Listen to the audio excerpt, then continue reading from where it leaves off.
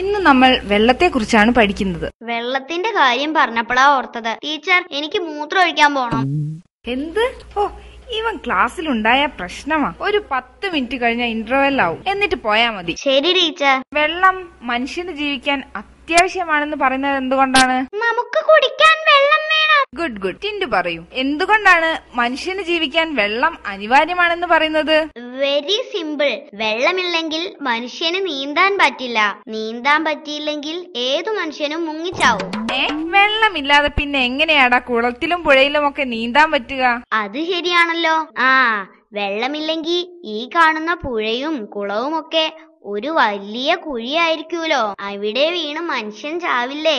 അപ്പ വെള്ളം അത്യാവശ്യമാണ്. നിന്നോടൊക്കെ ചോദിച്ച് എന്നെ വേണം തല്ലാൻ. ഓ ടീച്ചറെ, അങ്ങനെയൊന്നും പറഞ്ഞെന്നെ കൊതിപ്പിക്കല്ലേ. എന്താ ടിൻഡു പറഞ്ഞത്? ദീപു, എന്താ ടിൻഡു ഇപ്പൊ പറഞ്ഞേ? അത് പിന്നെ മുറ്റത്തെ മുല്ലയ്ക്ക് മണമില്ല എന്ന് പറഞ്ഞതായിരുന്നു. അത്രേ ഉള്ളൂ? ടിൻഡു, മുറ്റത്തെ മുല്ലയ്ക്ക് മണമില്ലെന്ന് എന്തുകൊണ്ടാണ് പറയുന്നത്? ഞാൻ ഡെയിലി ആ മുറ്റത്തെ മുല്ലയുടെ ചോട്ടിലാ മൂത്രം ഒഴിക്കുന്നത്, അതുകൊണ്ടായിരിക്കും. ഓ, ഇവനെ കൊണ്ട്. അപ്പം നമ്മൾ പറഞ്ഞോണ്ടിരിക്കുന്നത് വെള്ളത്തെ കുറിച്ച്. ഇന്നലെ നമ്മൾ വെള്ളത്തിന്റെ ഫോർമുല പഠിച്ചത് ഓർമ്മയില്ലേ? Yes teacher. ടിൻഡു, വെള്ളത്തിന്റെ ഫോർമുല ഒന്ന് ബോർഡിൽ എഴുതൂ. അതിപ്പം ഞാൻ തന്നെ വേണോ?